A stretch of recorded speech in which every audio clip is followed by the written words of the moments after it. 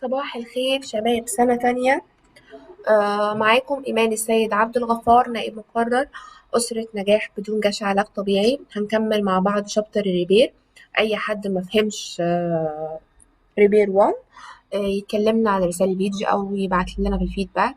وما تنساش تقول لنا في الفيدباك رأيك، وتذكر دائما وأبدا إن إحنا الكلمة الطيبة صدقة، وإحنا في رمضان حتى كلمة صباح الخير وازيك يا بابا وماما الصبح تعتبر صدقة.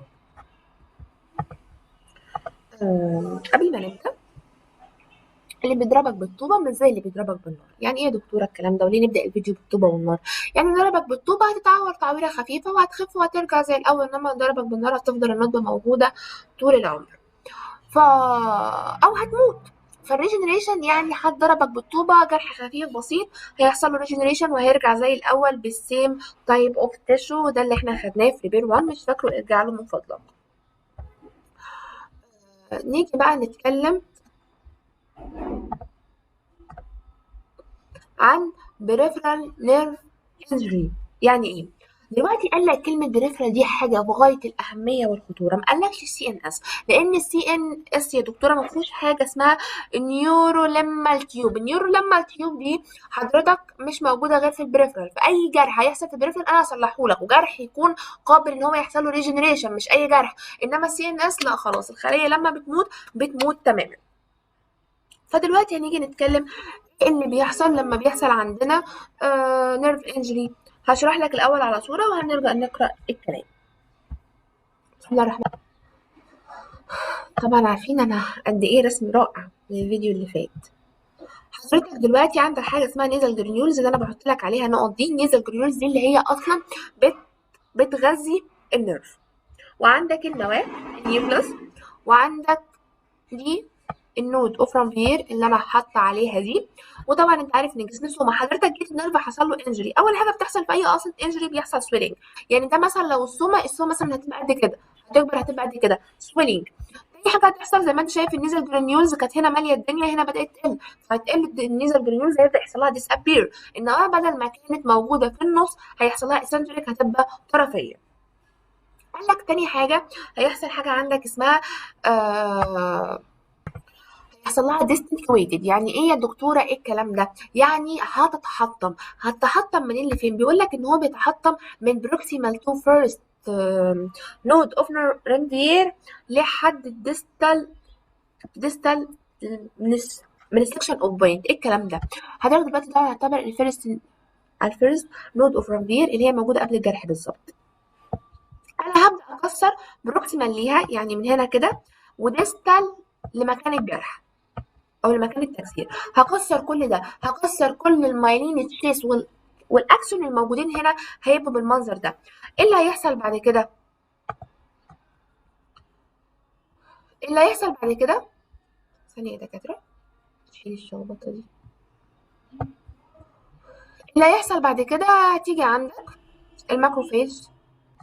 اهلا بحضرتك. هتقول لك انا جايه لك دلوقتي انا والشاون سيلز هنتعاون مع بعض وهناكل لك كل الحاجات القديمه اللي هي بقايا المايلين تشيس وبقايا الاكسونز. لا مشكوره. وبعد ما تخلص ده كله وده كله يتشال هنبدا نبني جديد. الشاون سيلز هيبدا يحصل بروفريتد، هتتكاثر. ولما تتكاثر هتيجي النيورو لما اللي انا لسه لكن هو موجود في البريفرال بس ومفيش تاني دي، عشان كده ما ينفعش ابدا اعمل ريبير في السي ان اس. هتيجي تمشي من بروكسيمال لديستال، هتمشي كده. النيوروليما اللي هي الخيوط دي، النيوروليما للتيوب بتبدا تغطي على الشاون سيلز اللي حصل لها بروفيليتد اللي هي هنعتبرها دي، هيبدا يحصل لها هتغطي عليها من بروكسيمال لديستال، ويرجع النيرف يا مولاي كما خلقتني. نيجي بقى نقرا الكلام ونشرح. نرجع مع بعض عشان نقرا الكلام كلمه كلمه. يا دكتور ايه بقى الكلام؟ بيقول لك الفورورنج نيرف انجري ستاز سويل، اي حاجه بتعمل لها انجري بتتضخم. النيزل جرانيولز اللي هي بتغذيها يحصل لها ديسابير، شفناها في الصوره. اند النيوكلاي بيكمز سنتريك، ده اللي احنا برضو شفناه هتبقى طرفيه. الويرنج جنريشن هو اللي هيحصل فيه ان كل الاكسون والمايلين بيس والمايلين تشيز بتاعي هيتاكلوا، والرينس ديجنريشن يعني واللي يا واللي افتكرها في الامتحان، واللي يا واللي في خلال 48 ساعه اللي هيعمله اللي هو هيحصل لي ديستجريتد من اول لكل الاكسون وكل المايلين تشيز من اول فين؟ قال لك يا سيدي distal to the point of the section، يعني انا همشي كده البوينت اوف ذا سكشن مثلا، البوينت اوف ذا سكشن مثلا هنا اهي، الفيرست نوت اوف رامبير هيحصل من بروكسيمال ليها وهنكمل ديستال. ده اللي قايل اهو، بيقول لك ايه ذا مايلين تشيز اند ذا اكسون اوف ذا نيرف distal to the point of section and proximally to the first node of Ranvier هيحصل لهم become disintegrated، هيبوظوا نهائي او هيتفتتوا. الشاورز سير بقى هتيجي بقى مع الماكروفاج، الاثنين هيشتغلوا مع بعض ويعملوا فاجوسايتوز، هيبداوا ياكلوا الف برودكتس اوف جنريشن. ما هو اللي هيشتغل لازم الشاور تشتغل جنريشن. تمام. الشاور سيلز بقى بروفريليت يعني هتتكاثر لما يحصل لها بروليفريت، هتعمل كونتينوس نيوروليمال تيوب. ده منين النيوروليمال تيوب؟ انا قلت لك انها كانت طالعه قدامك في الصوره من بروكسيمال، طالعه من بروكسيمال رايحه ناحيه الديستال بالمنظر ده لما كانت مغطيه على الشاون سيلز اللي حصل لها بروفريت. صح ولا ما حصلش؟ حصل يا دكتوره. طيب هي بتعمل في مقدار 1 ملي متر باي دي. يعني ايه الكلام ده يا دكتوره؟ هقول لك دلوقتي، هي مش النيوروليمال تيوب دي موجوده في البريفرال بس مش موجوده في السي ان اس، يعني نمبر 1 في البريفرال، دي حاجه بتميز البريفرال. فهي طول بتقول لك ايه؟ انا بمشي بمقدار 1 ملي متر ام بر دي. يبقى هي بتتمثل بالفنان اللي مش قدير محمد رمضان، وبتقول لك انا نمبر 1. بس هي خلايا قديره بتساعدنا ان احنا نرجع النيرف انجري بتاعتنا تبقى نيرف طبيعي جدا وتبقى موجوده في البريفرال بس. الكلام اهو قدامنا والصوره قدامنا، نشوف الكلام بعنينا ونراجع على الصوره، واللي مش هنفهمه نتواصل معايا هفهمهولك. يلا بينا نكمل. شفنا اهوت لما الخلايا بتبدأ تتكسر وبيحصل اللي هو عمنا ويل بيحصل اللي هو بيتكسر فيه الاكسون واللي بيتكسر فيه المايلين شيلز، وبعد كده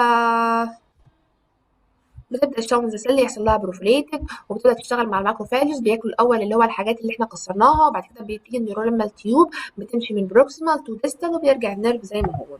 طب اكيد هيحصل عندك كومبليكيشنز، حضرتك دلوقتي عايز توفق نيرف مع نيرف، النيرف اتقطع فانت عايز تكمله تكمله، هتكمله التكمله تحتيه او فوقيه، زي ما تيجي بالظبط توفق راسين في الحلال، الراسين في الحلال يبقى اوبوزيت اتش اذر، فانت حضرتك لو مش اوبوزيت اتش اذر تحته تحته بسنه او فوق بسنه مش هيبقى يعني مثلا تخيل مثلا اهو نرسمها، مفيش حاجه هتسيبك تتخيلها مع نفسك. اهو المنظر اهو مثلا بالمنظر ده مش موجودين، فهم عشان هيروحوا عاملين مع بعض كده، هيروحوا يعني عشان يحاولوا انهم يلقموا مع بعض فيلقموا مع بعض بطريقه خاطئه، فيعملوا عندك حاجه ستروماتيك نيوروما، بتبقى حاجه موجوده ما بين التو اندز if they are not opposite each other، يعني هما دلوقتي مش بيواجهوا بعضهم فيبدا يحصل حاجه عندك اللي هي تروماتيك نيوروما.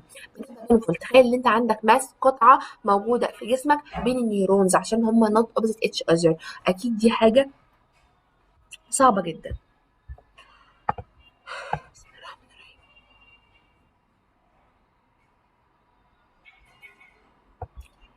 نكمل.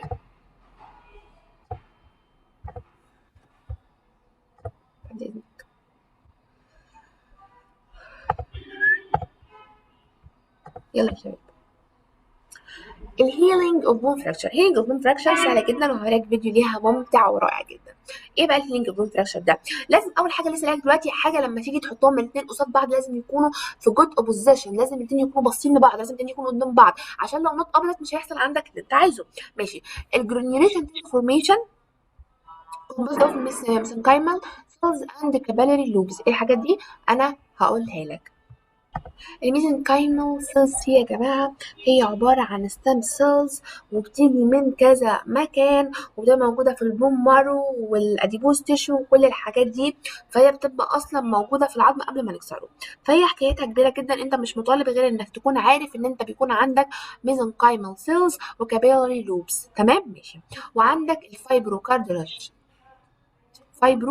كارتيجينس كلس والديبوزيشن اوف سي اي والريموديلنج، وعندك الكلس طبعا اللي هو اوسيفيكيشن كلس.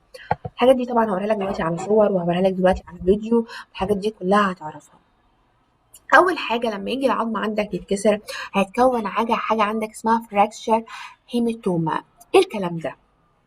دلوقتي حضرتك بتكسر عظمه، العظمه فيه جواها فيزلز كابيلاري اي حاجه من الحاجات دي، ايه اللي هيحصل؟ هو كمان هيتكسر. فهو لما يبدا يتكسر هيروح مطلع لك في خلال من 6 ل 8 ساعات بلاد كلوت، هيبدا يطلع لك بقى حوالين العظم بالمنظر ده. يعني شايف المنظر اللي قدامك ده يا دكتور؟ شايف المنظر اللي قدامك ده؟ ده بيجي بسبب ان انا النيرف اتقطع عندي من الناحيه دي اهو، النيرف مقطوع عندك اهو يا دكتور، فتكون بره، هتكون عندك بره بلاد فيزلز كلوت. تمام. الاوستوسايتس اللي عندك في العظم اللي هي الخلايا العظميه هتموت. الانفلاميشن اكيد هيجيب الوايت بلاد سيلز فاكوسايتس، هتبدا ده تاكل الحاجات بقى المتكسره، واللي هو بقيت مثلا العظم المتكسر هبدا اكله اللي هو حته صغيره المتكسره، لان لما تكسر ازاز بتبدا منه حته صغيره، تخيل العظم هيبقى حته منه حته صغيره، هيبدا تاكل مثلا مثلا البلاد فيزلز المقطوع، كل الحاجات دي. والنيو كابيلاريز جرو، ما انت اكيد لازم تغذي العظم، فعشان تغذي العظم خد يا حبيبي نيو كابيلاريز عندك اهي. فدلوقتي في في المنطقه بتاع الفراكشر هيماتوما رتب افكارك. كسر يعني انا كمان هقطع البلاد فيزلز، بلاد فيزلز هتعمل لي كلوت من 6 ل 8 ساعات. انا خلي بالك بسمع على نفسي معاكم. الاوسايتس عندي اكيد لما اكسر خلايا، اكيد لما اكسر العظم الخلايا بتاعت العظم هتموت، الاوسايتس هتموت. تمام. الانفلاميشن اكيد يحصل عندي انفلاميشن، كسر اي حاجه لازم يحصل فيها كسر، يحصل فيها سويلنج انفلاميشن، فالانفلاميشن بتاعي هيجي الوايت بلاد سيلز الفاجوسايت هتبدا تعمل لي فاجوسايتوزس، هتاكل كل الحاجات المتكسره عندي ويبدا عندي نيو كابيلاريز جرو. ده كله في اول مرحله اللي هي الفورميشن اوف فراكشر هيماتوما. تمام يا دكتور، تمام يا دكتور. هنيجي بقى دلوقتي لتاني حاجه اللي هي بسم الله الفايبرو كارتولاس كاللاس فورميشن. ايه الكلام ده يا دكتوره؟ الفايبرو بلاست انفيد برو كاللاس وبروديوس كولاجين فايبرز. يعني ايه يا دكتور؟ عندك الفايبرو بلاستس بتيجي بتلاقيها داخله جوه قبل البروكلس، قبل ما نكون الكلس دي حاجه عظميه متحجره. شايف الهيماتوما اللي احنا كوناها بره في الصوره اللي قبلها بتتحول بتبقى كارتريج وبعدها بتبقى عظم بول، عشان تبقى فاهم الفكره. فتيجي دلوقتي عشان تبقى اصلا عباره عن كارتريج بتيجي الفايبروبلاست الاول عايزه تكون كولاجين عشان اعمل لك كارتريج، فتيجي دلوقتي الفايبروبلاست تدخل كده وعماله نفسها مش واخده بالها وتروح داخله بتهجم قبل البروكلس، قبل ما يكون البروكلس وبروديوس كولاجين فايبرز. انا فاهم دي دكتوره. والكوندروبلاستس اكيد بتعمل كوندروبلاستس دي اللي بتكون الكارتريج، هتعمل فايبرو كارتريج تو مند بروكن اندز. عندك لسه شويه بروكن اندز هنا مثلا اهو في النيرف بتاعك مثلا، سوري في الكابيلاريز بتاعتك مثلا، عندك لسه شويه حته متكسره مثلا في العظم اهي، انا هاجي املاهم بقى.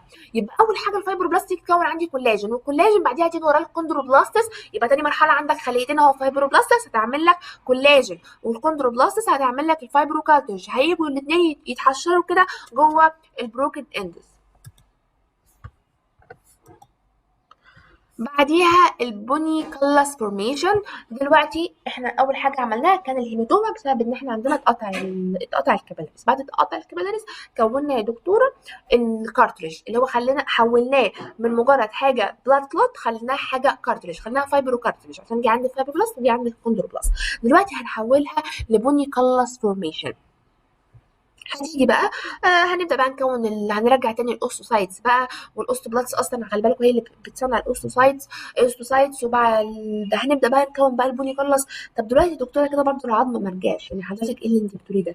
اه ماشي، احنا عملنا الفايبرو كارتريج، قصدي كونتروبلاست عملت فايبرو كارتريج بنى الميند بروكن، وانا واخد بالي ان الميند بروكن هنا ما عادش عندي حاجه بروكن هنا، انا واخد بالي ومركز قوي يا دكتوره.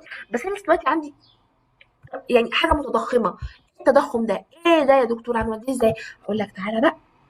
الاوستوكلاست دي تيجي بقى هنا تفكر معاك، هتروح جايه الاوستوكلاست شايلالك تبدا تجزع زي مثلا الاوستوكلاست دي عامله شبه دلوقتي عندك مثلا انت مثلا عمال بتعمل جبس وجه مثلا الجبس بتاعك عمل مثلا كوره بره الحائط بتاعك، بره الحائط، فهتيجي انت بحته شنيره وحته منشار او اي ما يكون اللي هم بيشيلوا بيه وتبدا تنحت لحد ما تخلي الجدار كله في واحد. ده شغله الاوستوكلاست برضو بتعمل كده.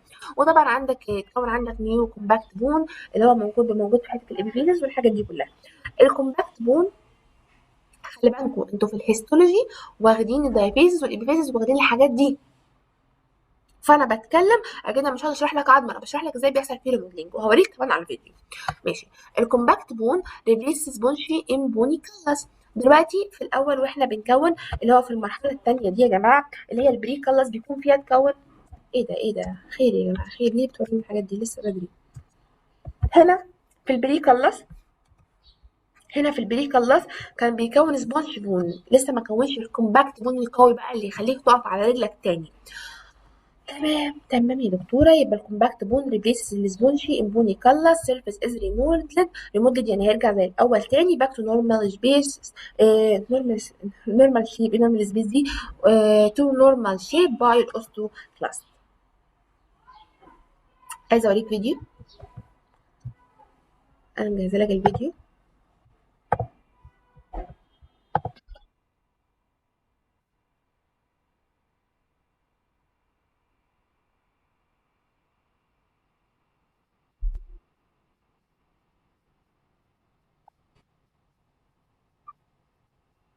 عمو دوت وقع جنب سنان، عايزين نشوف ايه بقى اللي هيحصل في العظم بتاعه. اهو العظم اهو. اول حاجه دي 1 بلاك بلوت اللي هي الهيماتوما في المنشأ بتتكون حواليه.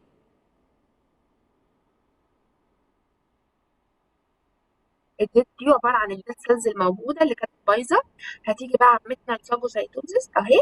هتيجي اللي هي الفاجوسايت هتبدا تعمل فاجوسايتوزس، تاكل كل الحتت اللي اهي، بص هتيجي تعمل ايه، بصوا اكلت الحته البايظه، وبعدين مش تاكل اللي بعديها واللي بعديها واللي بعديها في كل المنطقه. شفتوا؟ شوفوا دي عملت ايه؟ شالت خروج. وبعد كده الكوندروبلاست سيلز هتيجي هتبدا تحول لي بروديوس، والكوندروبلاست كمان هو المفروض اللي هو الفايبروبلاست زي ما كده بعدين هي اللي بتكون، هي اللي بتوفر الكولاجين، بس هو انا يعني مالناش دعوه. هنكون كارتج، وبعد كده عندك الاوستوبلاست سيلز هتتكون عشان تعمل لك اوستوسايتس اهي، اللي هي النيو بون سيلز دي اللي هي الاوستوسايتس يا جماعه. بعد كده هيتكون عندك الكلس اهو، الكلس عندك هيتكون في المرحله الثالثه. بعد كده هنبدا نعمل ريموفنج بالبون، خلاص هنبدا بقى نشيل مع الجناب كده. طبعا انت عارف اللي بتعمل كده اللي هي اختنا الاوستوبلاست. العظم رجع يا مولاي كما خلقتني. البون اسهل اللي احنا استفدناه من الفيديو انك يا حماده ما ينفعش تطلع تلعب على الشجره يا حبيبي عشان هتقع ورقبتك هتتكسر زي ما انت شفت كده. ايه بقى الكومبليكيشنز؟ تعالى نتكلم عن الكومبليكيشنز. هو انت مش عندك بون مارو؟ والبون مارو ده نخاع العظام بيكون دهون. طب انت دلوقتي ممكن وانت بتكسر، ممكن انت خلاص بتكسر عظمه، ممكن ان هو خلايا العظام ده يبدا يطلع فات، فالفات تعمل لي فات امبوليزم. يعني ايه الحاجات دي يا دكتوره؟ ممكن تعمل لك جلطه، جلطه من الفات حوالين العظم. تمام.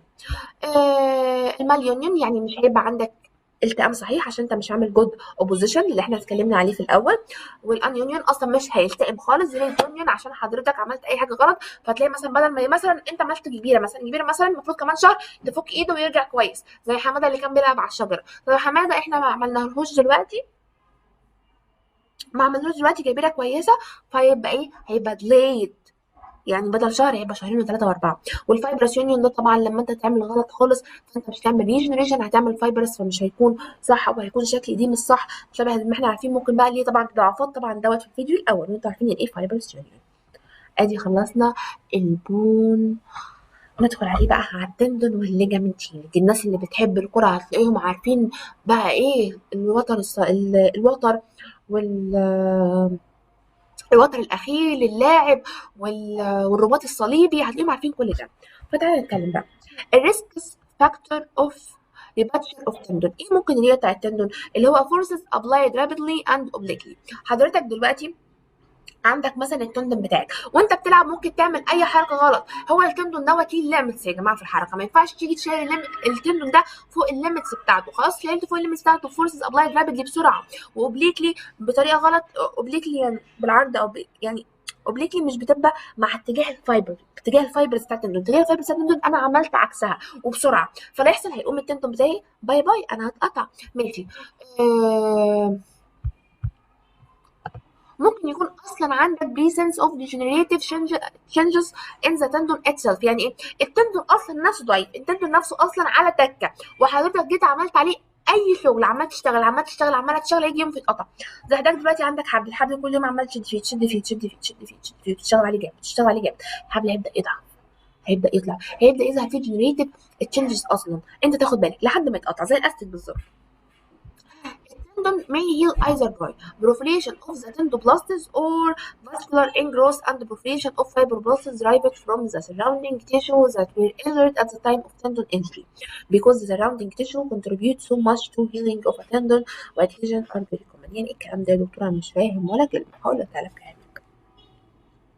التندون انا عايزه اكونه تاني، يبقى اكيد انا الخلايا بتاعته اللي هي اصلا اسمها التندوبلاست اللي هي بتكون التندونز هعمل لها بروفليشن، هتبدا تتكاثر وهتبدا. هو ما قالكش هنا بالظبط زي البون ريموديلنج، لا، او سوري زي البون ريموديلنج او البون ريبين، هو ما قالش، لا، هو هنا قال لك بس الخلايا. طالما مفيش تفاصيل ما تدورش انت على تفاصيل، انت ملزم تحفظ اللي قدامك. هتيجي في الامتحان تقول لك التندون هيل باي بروفليشن اوف تندون بلاسس، دي اللي هتختارها من الاختيارات سهله. يا اما ايه؟ يا اما هتجيب لك مثلا 3 نقط ويقول لك التندونز مي هيل ايزر باي بروفليشن اوف ذا تندون بلاسس، وبعديها الفاسكولار انجروس اللي هي الجمله الثانيه اللي هفهمها لك الثانيه دي، وهتقول لك هتقول لك هيجيب لك الاختيار الثالث، الاولى والثانيه ولا نو ون اوف ذا اباف، ولا انهي واحده فيهم، فانت هتختار الاولى يا تختار الثانيه يا تختار الاثنين يا تختار نو ون اوف ذا يعني ولا حاجه منهم. الامتحان بيجي كده. تاني حاجه الفاسكولار انجروس اند بروفليشن اوف فايبروبلاستس درايفد فروم. دلوقتي هقول ايه؟ ممكن اعمل يا اما التندون زي ما قلت لكم في الحاجه الثانيه بيحصل له فاسكولار انجروس، يعني دلوقتي بيجي له تغذيه دمويه كويسه وبيبقى فيه من بروفليشن اوف فايبروبلاستس. الفايبروبلاستس بتيجي من الخلايا اللي بتبقى محيطه بالانجرت تندون، وده كله بيعمل ايه بقى؟ ده كله بيعمل لي تندون جديد. بيقول لك السراوندنج تيشو surrounding tissue contribute so much to the healing of a tendon. يعني ممكن لو احنا ما فيش اصلا التندو بلس اللي هي بتعمل التندون، تلاقي بقى سراوندنج تيشو وقفه جيران جدعه كده، لا احنا هنعمل لك فاسكولار انجروس، هنغذيك تغذيه كويسه وهنقدم لك الفايبروبلاستس بتاعتنا، هتعمل لك الفايبرز اللازمه عشان ترجع تندون تاني. بيقول لك ايه بقى؟ ممكن الجيران تلزق فيك قوي، يعني اقبل الصدقه مره واثنين وثلاثه من جيرانك، بس مش دايما ومش بطريقه كبيره، عشان ممكن يحصل لك ادهيجن اربين كومن وما تعرفش تتخلص منهم، فما تعرفش تقوم بوظائفك كويس. لو انت زي بالظبط ايه، حد ساعدك مره واثنين وثلاثه لله مش مهم، انما بعد كده يبدا يستعبدك، يبدا يقيد حركتك، ده اللي بيحصل بالظبط. انا ساعدتك عملت لك تغذيه دمويه واديتك فايبروبلاستس، هتحكم فيك بعد كده هعمل لك ادهيجن، فمش هتعرف تعمل حركتك كويس. خليك فاكرها. يبقى دلوقتي التندونز ممكن يعمل لها رابيدلي اند اوبليكلي، بنفس هيبقى اوبليكلي يعني مش بنفس اتجاه الفايبرز، فابدا اقطعه. يا اما اصلا التندونز في ديجنريتيف تشينجز اصلا اتسلف في نفسه، عشان سوء استخدام بقى اي حاجه بتبقى عوامل اصلا تحطيميه، او التندون ذات نفسه تعبان فيتقطع، فانا بعمل له بروفليشن اوف التندوبلاستس وخير وبركه. التندوبلاستس بنفسها هتكون التندون بتاعها، يا اما الجيران هيساعدوني ويدوني فاسكولار انجروس وهيدوني فايبروبلاستس وهكون التندون، بس ممكن يحصل لي ادهيجن اربري كومن. وادهيجن دي يا جماعه لو انا متاكده ان هو هتيجي في الامتحان، لو جه هيجي السؤال اللي انا قلته لك، او هيقول لك ايه الحاجات اللي ممكن تحصل في الكومبليكيشنز اللي هتيجي في التندون لو ادهيجن اربري كومن. بسم الله الرحمن الرحيم. بيقول لك ايه بقى؟ during this period the affected area remains immobilized. انت لما يجي لك مريض ويكون التندون بتاعه ورجعنا التندون، هنثبته، هنعمل له immobilized وهنقول له اوعى تتحرك، اوعى تتحرك. ليه بقى؟ عشان الهيلينج يحصل. اتحركت هيحصل لك رابتشر تاني، فانت بتقول له كده عشان الالاو الهيلينج والبريفنت ريباتشر ريكيورنس اللي هو يحصل تاني. طب التندون هيلينج اصلا يا دكتور لما علينا يجي لي اقول له التندون هيلينج بتاعك هياخد قد ايه؟ من 12. خلي بالك الحاجات دي مهمه لدكتور العلاج الطبيعي. دكتور العلاج الطبيعي بيشتغل مع اللعيبه وبيشتغل مع الاطفال بيبقى عندهم مشاكل في التندون، فركز في الكلام. التندون هيلينجز بياخد من 12 ل 16 اسبوع. طب من 12 ل 16 اسبوع بقى هيرجع زي ما هو؟ كفاءتك من 40 ل 60 بس. بيقول لك the tensile strength of repaired tendons was only 40 ل 60 of health intact tendon.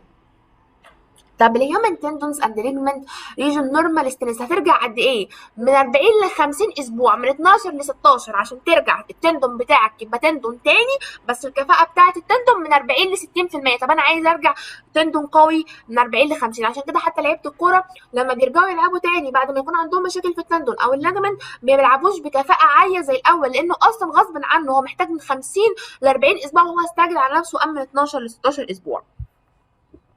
عندك تندونوباسي باسي. هقول لك نطقها بالظبط عشان لازم تبقى عارف النطق بالظبط. تندونوباسي، تندونوباسي يا جماعه. مش عيب انك لما تكونش تعرف تنطق جمله او كلمه تروح تسمعها، ومهم جدا تسمعها، مهم جدا تكون عارف النطق، ومنها وانت بتذاكر كمان تخلي اللغه الانجليزيه بتاعتك قويه. فاحنا قلنا تندونوباسي هو ايه ده ترم، يعني ده مصطلح بيشير clinical conditions with pain and pathological changes include both. دلوقتي انت عندك مشكلتين ممكن يحصلوا في التندون، فهم جمعوهم كلهم تحت مصطلح واحد اسمه تندونوباسي. دوت الترم هيشير او denote clinical condition، حاجات طبيه هتحدث with pain and pathological changes في التندون. اول حاجه تندونايتس. دكتوره ايتس دي انت عارفانا بيها من الاول خالص، والدكاتره عمالين يتكلموا والتيم كله عمال يعيد ويزيد كلمه ايتس معناها انفلاميشن، يبقى انت عندك انفلاماتوري بروسيس موجود في التندونايتس.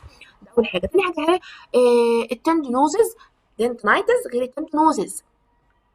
ديجنريتيف بروسيس يعني التندون بيتدمر، ديجنريتيف ما فيهوش انفلاماتوري وهيرجع، ديجنريتيف بيتدمر منك. فدي هي تندونوباسي.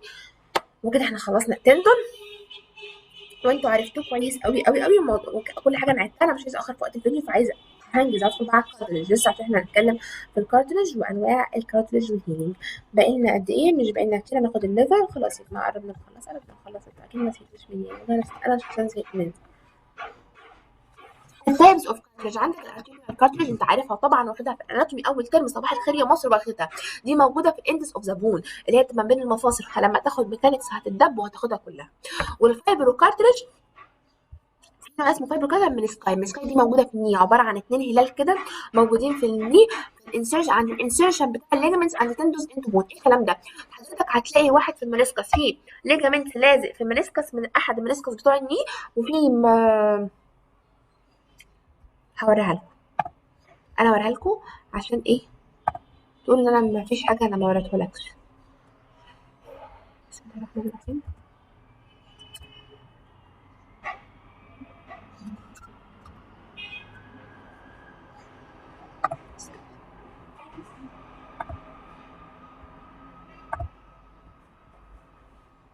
يا رب السرعه.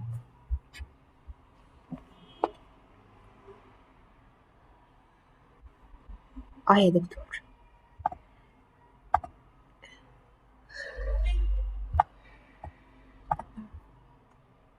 اهو عندك المنسكس اهو، ده منسكس وده منسكس، والمنسكس زي ما انت شايف في الصوره هنا اهي، الصوره هنا اهي. عندك الليجامنتس والتندونز بيكونوا موجودين جنب المنسكس. احنا مش عايزين نحفظ حاجه، احنا كل حاجه بنذاكرها مفيش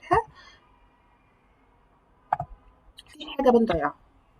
فالفايبرو كارتريج هو المنسكس اوف ذا ني ات انسرشنز اوف ليجمنت اند تندونز انتو بون. الاليستيك كارتريج دي اللي موجوده في الاكسترنال اير، اللي هي الحته اللي بنلبس فيها الحلقان دي، والحته دي كلها حاجات بتروح وبتيجي. والابيجلوتس اللي هو طبعا عايزين نزور الابيجلوتس روحوا جوه انتوا عشان مش قادره بصراحه تاني، بس انا بوريكم الحاجات المهمه. بصراحه ضميري لا يملى عليا ان انا اعدي على الموضوع بسرعه كده، فلازم اوريهولكم.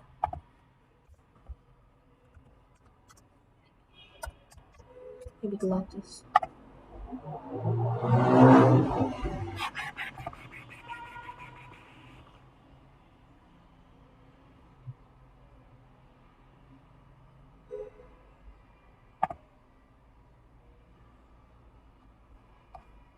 الابيجلوتس يا اخواتي هو ده لسان المزمار، وموجود هنا في الصورة زي ما انتوا شايفينه هنا اهو. هو ده اصلا شغل اناتومي، بس انا قلت اوريهولك عشان مفيش حاجة تكون مش عارفها. ودوت عبارة عن الاستيك كارتريج. الارتيكولار كارتريج هنتكلم عليه، اللي هو اول حاجة انيورال، مفهوش اعصاب، افاسكولار مفهوش وعاء دموي، اليمفاتيك مش بيعدي فيه اي حاجة. ده الارتيكولار كارتريج. انتي دازنت وهتاخدها بقى هتاخدها في الميكانيكس وهتعرف بيتغذى ازاي بقى السنه الجايه، لسه ان شاء الله في سنه تانية الترم الاول. doesn't appear to regenerate well after adolescence. يعني ايه بقى؟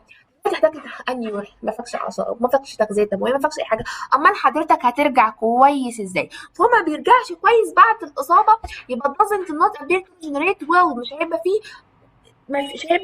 مش هيرجع كويس تاني عشان هو افاسكولار وانيورال والانفاتيك، مفيش اي حاجه تساعده. So in the adults the healing of articular cartilage occurs by fibrosis and leads to degenerative arthritis. للاسف لما بيحصل عندك مشكله في الكارتلج هتبقى بالفايبروسيس، والفايبروسيس بعد كده يحصل لك ديجنريتيف ارثرايتس. حضرتك دلوقتي الكارتلج اللي ما بين مفاصلك بتتاكل، حصل لها التئام بالفايبروسيس، ما بقتش هي الكارتلج. حضرتك رجلك هتبدا تحتك، المفاصل تبدا تحتك ببعضها، فطبعا ده يعمل ديجنريتيف ارثرايتس اللي هو خشونه، او زي ما يعني اللي هو تاكل في المفاصل. المسلز برضو بتبقى باي فايبروسيس، ودوت بيعيد الكونتراكشن بتاعها. ده الريجنريشن دوت احنا اتكلمنا بس هو بس ما رضوش يكلمك غير عن الارتيكولار كارتريج، ما اتكلمش على اي حاجه. يبقى احنا كده خدنا التندونز والليجمنت وخدنا الكارتليج. ندخل على اخر حاجه يا اولادي، الريجنيشن اوف ليفر سيلز، وانا خلي بالكم خدناكم وشرحها لكم في نص ساعه. الليفر عندك acute liver injury. لا انا عايزه اشرح لك الاول اصلا الليفر بتتكون عن ايه من ايه عشان تبقى عارف انا بتكلم في ايه، ما تبقاش قاعد معايا كده اللي هو انت بتقولي ايه يا دكتوره. بسم الله الرحمن الرحيم. هناخد المقطع اهو فاهمهولك، وعايزه اقول لك معنى ان انت يعني ايه يعني يا دكتوره حصل عندي في الكبد. الكبد واحنا استئصال فصل الحاجات دي كلها اللي احنا كنا بنقول ستيبل سيلز اللي هي الكبدي اللي كانت موجوده في المحاضره الاولى. دلوقتي هنيجي نشرح ايه اللي موجود ده. والله عندك السنترال بين والليفر لوبيول هنا اهوت، وعندك حاجه اسمها بورتال ترايد. بورتال ترايد ده عندك في الامتحان والشهيد. انا بقول اهو هو بيتكون من 3 حاجات، الهاباتيك ارتري والبورتال فين والبايل داكت.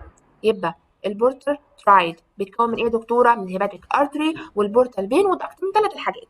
وعندك كمان السنترال فين والليفر لوبيول. الليفر لوبيول ده اللي هو كل ده يا جماعه، الليفر لوبيول، الليفر لوبيول اللي هو كل ده كل ده كل ده كل ده كل ده كل ده كل ده، وبيعدي فيه سنترال فين. غير السنترال فين عندك البورتال ترايد بيكون موجود في الليفر لوبيول اللي هو الكامله دي، بتكون موجوده الهيباتيك ارتري والبورتال فين والبايل داكت.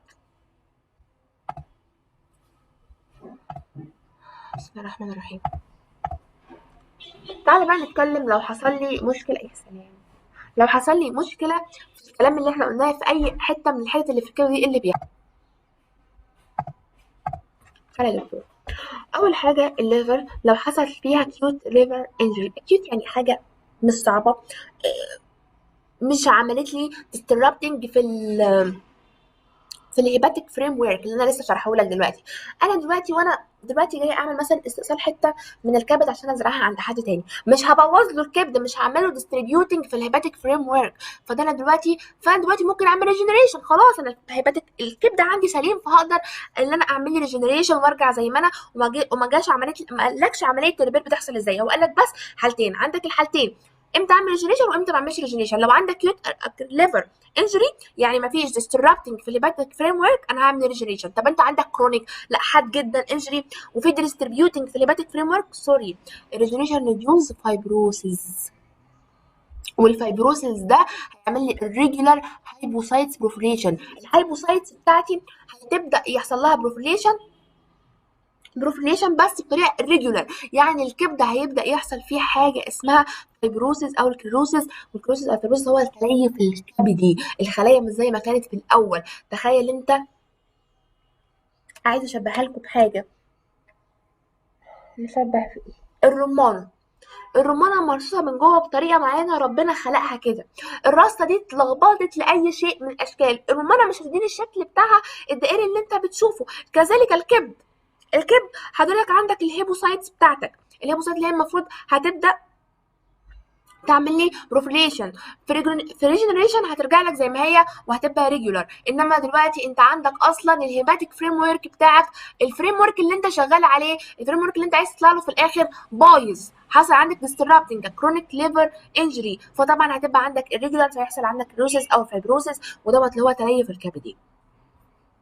وطبعا كمان البلهارسيا قالوا ان هي بتسوي البورتال فايبروسيس، البورتال اللي احنا قلنا اللي هو بيتكون من داكت وفين وارتري.